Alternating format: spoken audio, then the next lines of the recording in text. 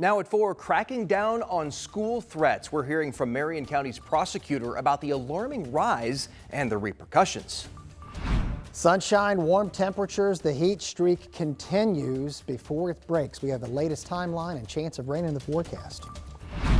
And transparency, accountability, and safety. The technical upgrade to IMPD vehicles unveiled today. Live from Indy, you're watching 13 News.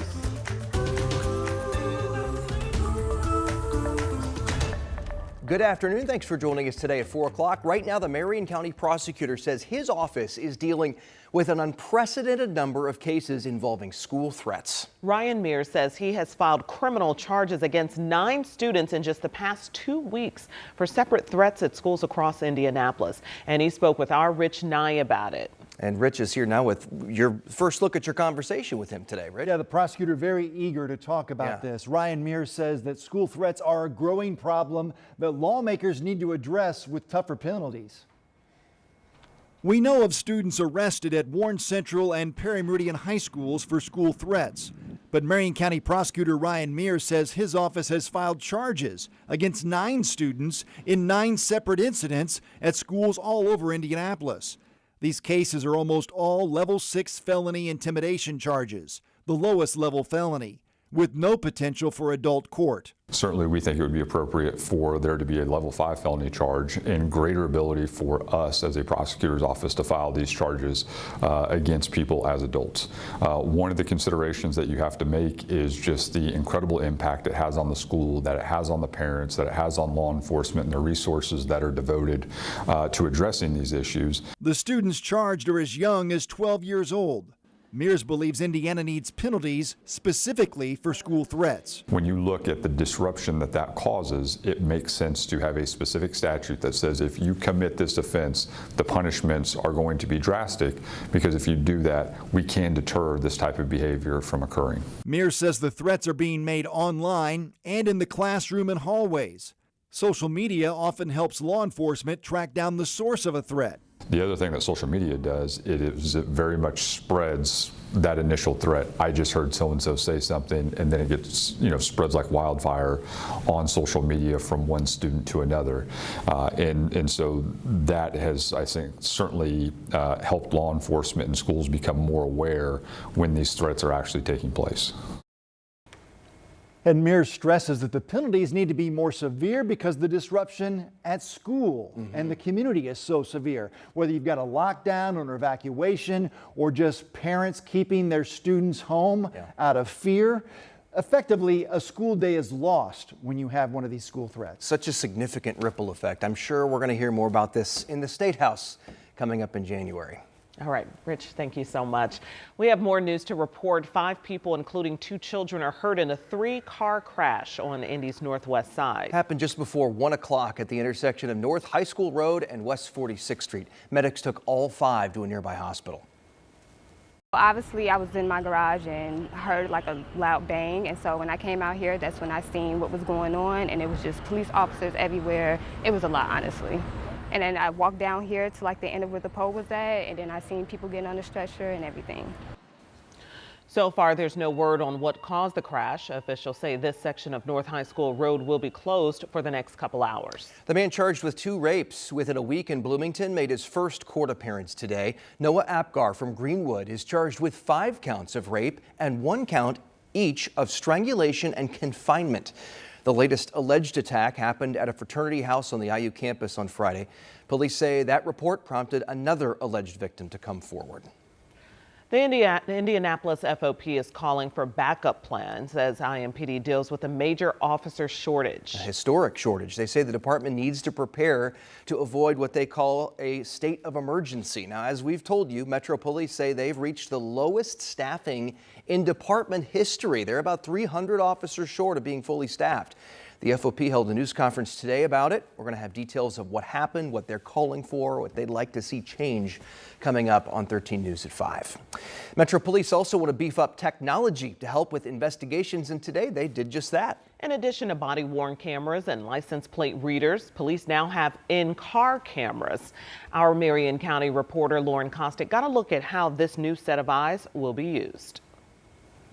At Indy's Fleet Service Garage, Crews are working to install more than 1,000 cameras inside IMPD patrol cars.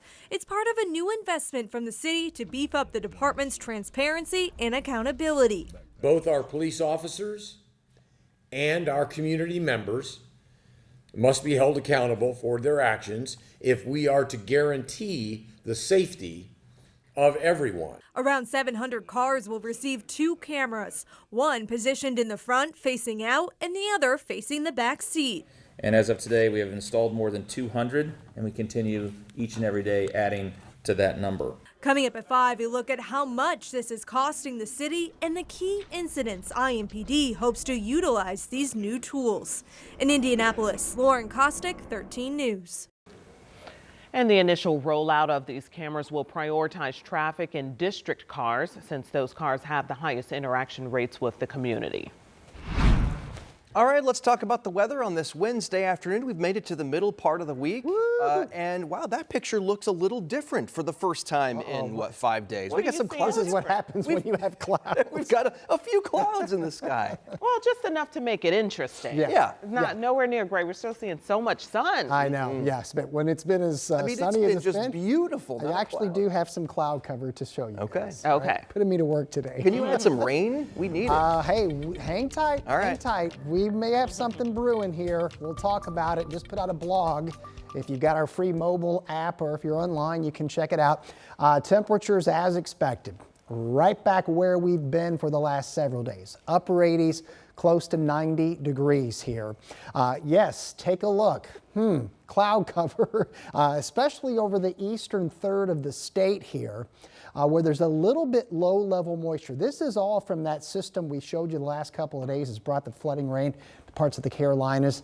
But that edge of moisture is running right into that dry pocket that's sitting over the metro area, points to the northwest. It's putting on the brakes here. Burn bans not putting on the brakes. We've added several more counties today, including Johnson, had Rush late last night. So we'll get additional counties here in the coming days. Avoid burning.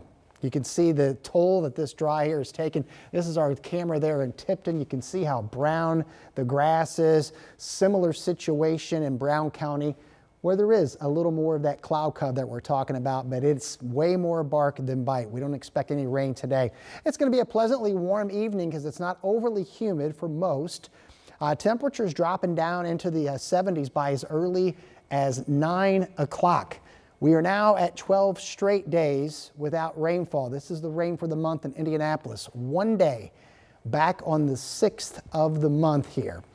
Coming up in the forecast, we actually have some things to discuss here. Potential significant pattern change next week that could boost our rain chances and also drop our temperatures. That timeline's on the way. Matt's got your timeline if you're hitting the roads here today. We are excited to hear from you here soon, Sean, on some rain chances. Hey, we've got to talk about traffic. We've got a lot of different slowdowns right now. Of course, you see the little blue icon. We had a stalled vehicle there on 465 north on the east side of town as you're approaching I-69, and they're towards right past Pendleton Pike. We're real slow. We've got about 20-mile-per-hour speeds all the way past Lawrence High School. Then as you get closer to downtown Indianapolis, we're slow ever since you pass about 38th Street coming right into downtown. I-70, we're a little bit slow coming in from the west side to downtown too. And then some of the construction, I'll step off to the side. You can kind of see this red area right here. That's just headed towards the Greenfield exit. It is pretty slow. Traffic at times completely stops between Mount Comfort and Greenfield as you're making your way eastbound towards Newcastle and Richmond. But some slowdowns definitely building. We'll probably see more slowdowns. We're starting to see more big ones happen on the north side too.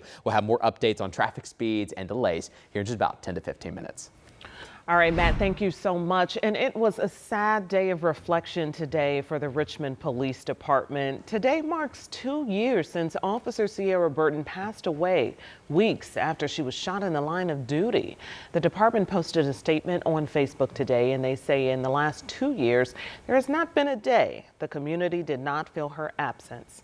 Richmond PD also says her legacy of courage and sacrifice endures. Pulling out all the stops, the A-list birthday celebration for one of our former presidents coming up. And the multi-million-dollar lawsuit the U.S. is seeking against 2 companies linked to Baltimore's Key Bridge deadly disaster. We're just getting started. More of 13 News at 4 ahead.